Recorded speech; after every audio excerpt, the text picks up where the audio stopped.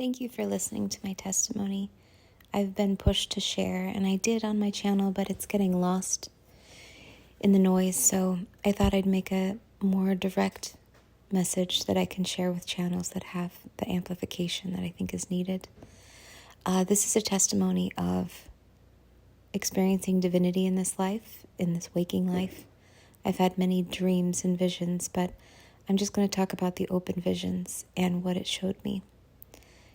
In very brief summary, I have had, I'm not sure what to say. At different times I thought maybe they were angels, maybe they were different beings. I was never scared or frightened. It was as if it was an appointment. Part of me knew was going to happen, but consciously I didn't know what was happening. Both times I was asked by these beings if I accepted.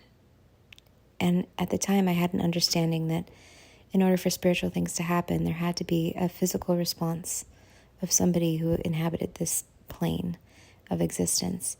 And at the time, my view was very New Age. I didn't know anything about the Bible. I definitely believed in God and angels, and everything that I did, even in the New Age practices, was connected to and directly in communication with God.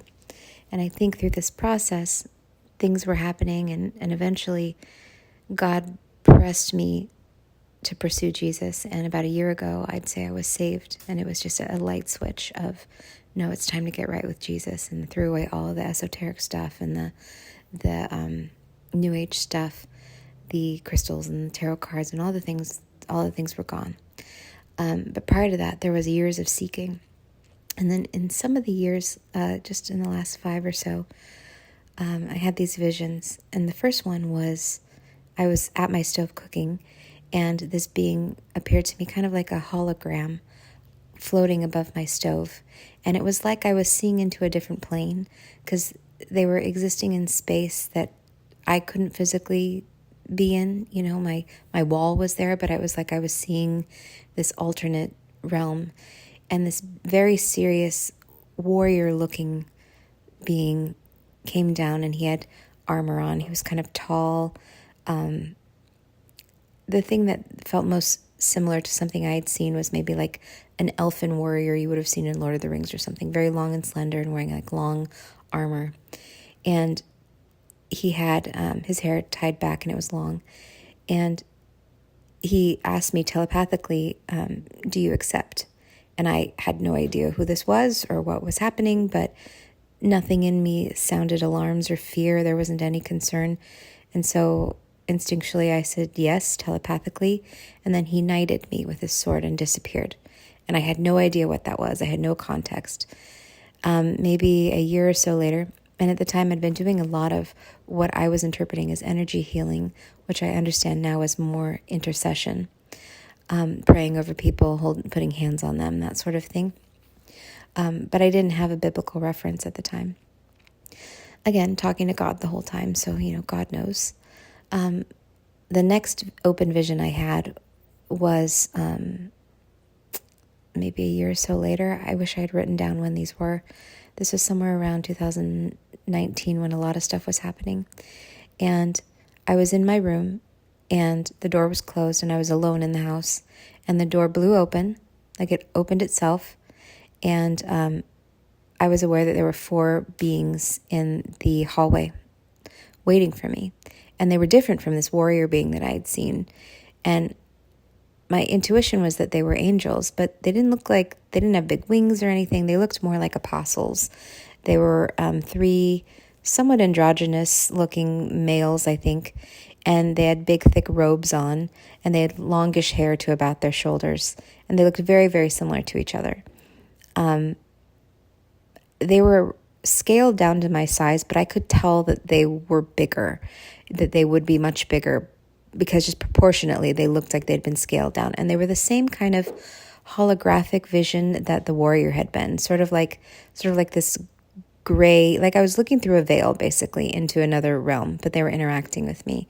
And again, they were very, very polite and calm, and there was no fear, and it was as if part of me knew they were going to be here.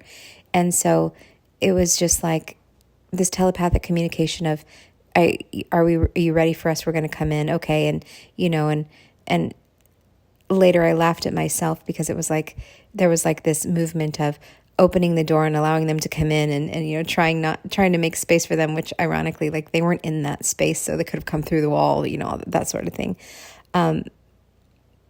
So anyways, I invited them in and I closed the door again, which was funny because no one was home. I don't know what I was hiding from. And they came in, and again, they circled me and they asked me telepathically, "Are you ready? Do you accept?" And again, this is the second time this has happened, but at this point in my own awareness, I felt like I'd been communicating with angels. And I know a lot of people say, "Oh, that's demons," whatever, but I'd had so many supernatural experiences that this was remarkable, but it wasn't completely foreign, if that makes sense.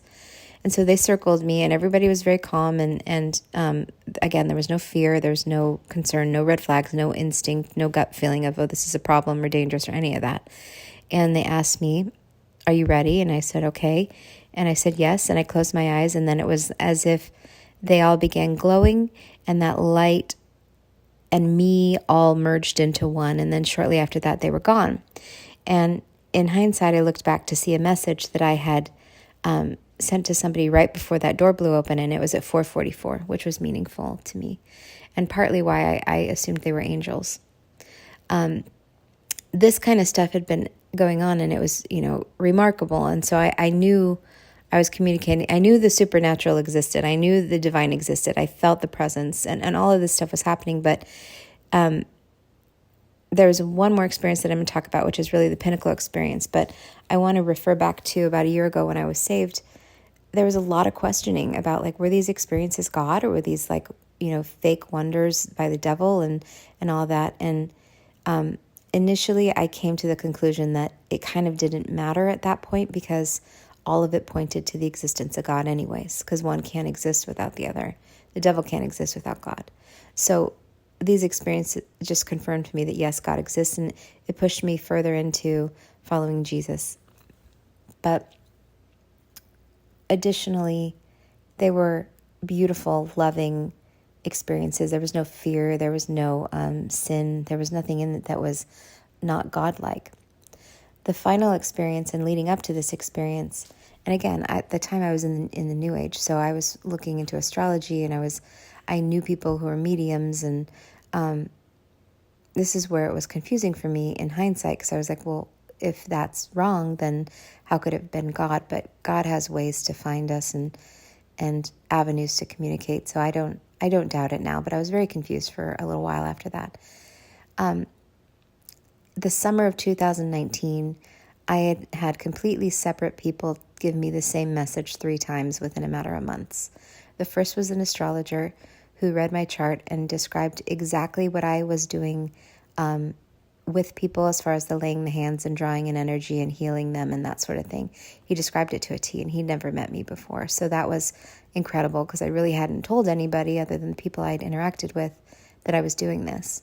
So that was amazing. And one thing he had said to me was, you are here to help protect the children. It's important that you're here to protect the children. And I thought, okay, that's, okay.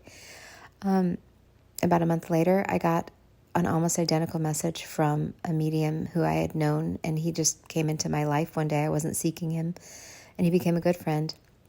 And there were many other things that led up into this circumstance that were all just kind of crazy, crazy things that were going on. But what eventually happened was he was channeling Mother Mary, and I understand all of the red flags that is from a biblical perspective, but still, just follow me here. And he channeled to me the exact same message. Thank you so much for being here at this time. It's important that you're here. Thank you for protecting the children. And I was like, whoa, that's the second time I've been given that same message. Fast forward to a few months later, I was on a trip with a friend who is a spiritual friend, who later I was very much questionable about her intention and what she was motivated by. That's a story for another time, but I was there for the express purpose of kind of living into that. I'm here, I help people connect, I help heal people, that's what I'm here to do. And it was probably the most bold in that I had ever been. And I met a stranger, and this is unique because he wasn't somebody who came to me looking for help or healing or aware of my ability. He was just a stranger I randomly met one night. And he asked me to show him what it was that I did. And he didn't ask in a interested, believing, supportive kind of way. He asked in a more challenging, sort of aggressing kind of prove it to me way. And so I was in this situation thinking, I don't know if this is going to work, because part of me considered that maybe there was a placebo effect. I am a scientist. Part of me was saying, maybe this works because people believe it works. And so I was sort of skeptical when I started working with him as well. And so I thought, well, I asked him clearly, if he consented. Did he just, honestly, I'm only realizing this now, the same way that both of those other beings I guess there's 4 total, that had visited asked as well for my consent. And so I was guided to ask him for consent. I said, you sure you want to do this? He said, yes, I do. I said, okay. So I held up my hands and he put his hands in mine. And what I realize now in hindsight, I was praying. I was just praying. I'm visualizing God's light, these portals opening up above us, and I'm asking God to clear out whatever is not good for him, and asking him to make room for God's light, and that he be filled with it, and that I understand now the Holy Spirit, but at the time I didn't understand that's what I was doing. I was just doing what I was guided to do. And this cycle went on much longer than it typically would. My experience before is that at one point we'd have our eyes closed, but I would feel something energetically drop out of the person, and then I would know it was complete. And I would open my eyes and I'd look at the person, and every single time there'd be tears running down their face, and they'd feel calm and grateful and peaceful. And I thought, okay, I did what I was supposed to do. With this guy, there was never that shift, like that dropping never happened. I didn't feel it. And we had been kind of swaying in a circle. So it was a very powerful connection we were making, but it wasn't the same as it had been in all the previous times I had done this with people. So at one point I opened my eyes thinking, well, I guess whatever would have happened. I don't know what else to pray. Like, I'm not being guided anything else to pray. So I let go of I opened my eyes, and he was standing there with his eyes closed. And I let go of his hands, and I waited, and he didn't say anything or do anything. And then I said, you can open your eyes. And he opened his eyes, and he just stood there staring out into nothing with his face, his whole face was just flat, like no expression. And that was weird. This is not what I was used to experiencing when I did this with people. And I asked him, normally I would say, how do you feel? But this person did not seem like a feeling person. He felt more like a thinking person. And I don't remember if I think I said, what do you think? And he just said nothing. He wasn't making eye contact with me. He just kept staring out into like blankness. And his mouth was open, and he just kind of shook his head slowly, like he couldn't say anything. And so I could tell, okay, he's not thinking. And so that was weird. And so then I either asked him, what do you feel or what do you see? I don't remember. I think I might have said see, because he was staring. And he just, again, like this gobsmacked expression with his mouth open. And then he just slowly said everything. And I was like, well, that's new. And then he shifted his attention to me very quickly and was very, very urgent. And for a long time, I thought maybe I had channeled into him like some kind of being or something, that was trying to give me a message while he was here. But I realize now that he was seeing probably what I was about to see, and I'll get to that in just a moment. So he's very, very urgent. He's trying to explain to me, this is very important. I have to tell you, you need to know this. And he was trying to give me like direction. And what I realize now, it was direction about sort of how to, I'm going to find the wrong words because I want to say channel, because at the time that was the verbiage I would have used, but like how to open up to the Holy Spirit, and how to really be kind of like a lightning rod for God, and how to get into that warrior pose, which all of this stuff has only made sense now in the last year or so, since I came to Jesus and I started learning about the Bible, and I started hearing other people talk about their experiences and how similar they were, and how much it just lined up. And that's part of why my channel is called Esoteric Breadcrumbs, because it's like these puzzle pieces you get that don't make sense at the time, but they're all leading you somewhere. And so he's like, I have to show you this, I have to tell you this. And I'm not gonna go into the detail of exactly what that was, because I think that's for me personally, and I don't think I should be sharing that. But he was so urgent about it, and all of this was very strange to me. And I wasn't sure if he was messing with me. Like, was this a performance he was trying to, screw with me, because my impression was he wasn't a believer when we first started. So I was distrusting, and he was very urgent about it. You have to do this. Let me show you. I'm trying to show you what it is, this symbol he was trying to show me to represent something he was seeing. And after several minutes of this, he could tell that I wasn't believing him, that I was like, okay, whatever. And so there was a quiet pause, and he said, can I put my hand on your heart? And I was like, no, of course you can't touch me, right? Because at this point I've determined he is a creeper and he's just messing with me and all that kind of stuff. And by the way, I wasn't alone. There were other people there too. There were 2 witnesses. Interesting. There were 2 witnesses. Interesting. Okay. So see, this is what I'm saying, is stuff just kind of comes into clarity in real time.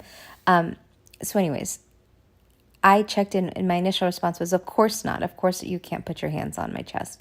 And then I saw this vision in my mind of taking his hand and putting it on my chest, like very high up, and like being in control of it. And because I saw this flash of it, my instincts told me, okay, go ahead. And also I wasn't alone with him, And so I looked at him for a moment, and he was very, very calm and very quiet. He wasn't urgent anymore. It was kind of like a desperation moment of like, I need you to understand. And so I took his hand and I put it on my chest. And I remember thinking, I was talking to God at this point. I was like, God, if you're making a fool of me, if you're letting me be made a fool of right now, like just this like disbelief, like this challenge of like disbelief. And before I could even form the entire sentence, I felt this huge rush of energy go through my heart and just engulf me, just completely engulf me.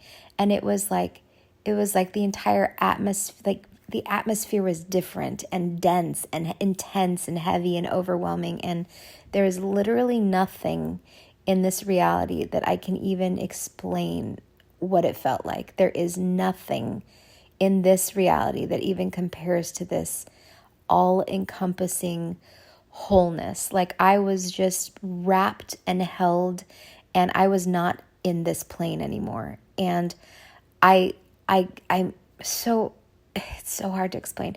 So I heard somebody say recently that the idea that, all knees will drop or to worship Jesus. I'm sorry, my quotes are wrong, but that scripture is so perfect. And this is what the person described it as, was that your entire being falls into worship. There is no thought about it. There's no choice. It just is like an automatic response. And it was so well articulated, because that's what it was. Like I couldn't even stand. I was so overcome with it. I didn't have a body. I couldn't stand. I couldn't speak. I was just like this whimpering little baby being held by my father, but not my father, like this most all-encompassing wholeness and this truest intimacy. Like I've never felt so known and understood and seen. I felt so connected in a way that I didn't even know existed. Like there is no way to explain this. There is absolutely no way for someone who has not felt this to understand it. But also there is this part of you that just knows, that already knows, that remembered those appointments, that remembered this feeling, this home, that remembered, I'm going to start crying, that remembers what it feels like to be in God's presence.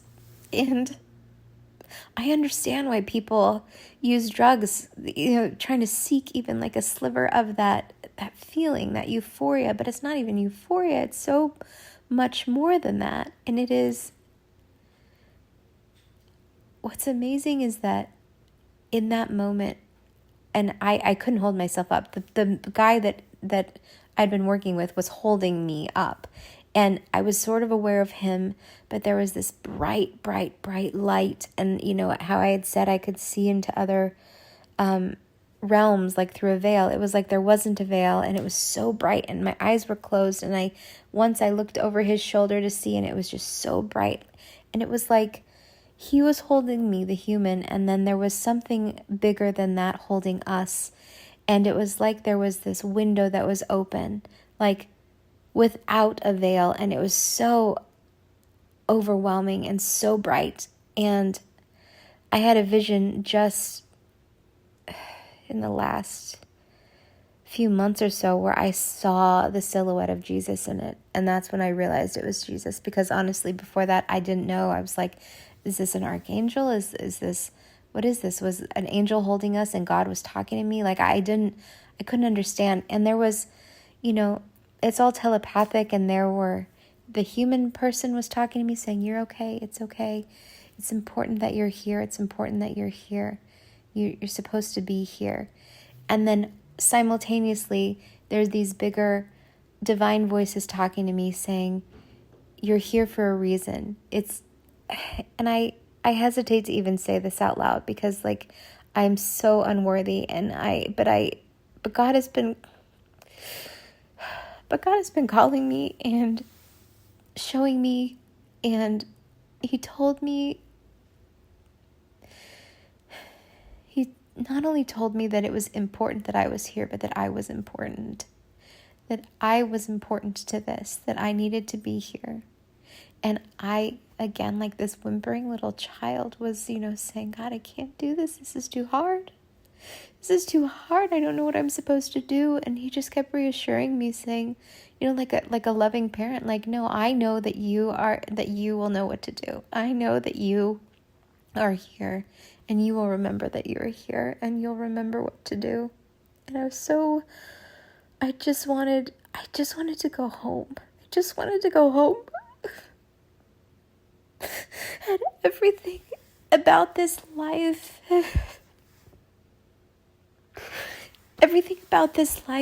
that I would die for, my kids, my family, everything I would have sacrificed myself for, completely fell away. I didn't even think about it.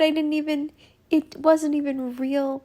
I was just immersed in God, and I just wanted to stay there.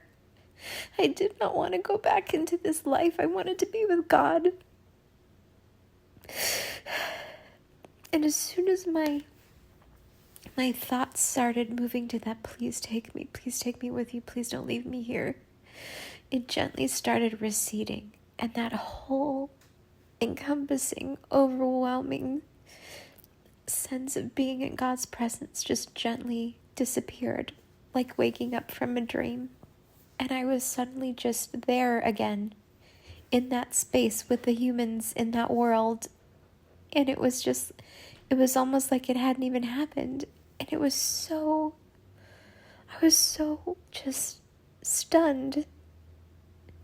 And the man that was holding me, he was like, are you okay? And I was like, yeah, I think so. And then we slowly kind of stood back up, and I got my strength back, and we just quietly didn't say anything, because we just experienced this unbelievable thing. And the two people that were witnessing it, I don't think they saw or felt any of that, because of some of the things they said after just made it seem like he and I were both just so stunned. And then it just quickly separated. He had to go, and I just didn't really know how to even think about what had happened. And for days, I couldn't even explain to anybody what had happened. And that was 5 years ago now, and I'm still just understanding it. But one thing I know with absolute certainty is that God is real. And I know what it feels like, and every time I remember, I am reduced to the same tears and the same humility and reverence, and just knowing that there's nothing in this entire world that can compare to what it is to be with God. There just isn't. And I pray every day, all day, that God, this loving God of ours, will open the hearts and minds of the people who do not know, because I don't want anyone to get left behind.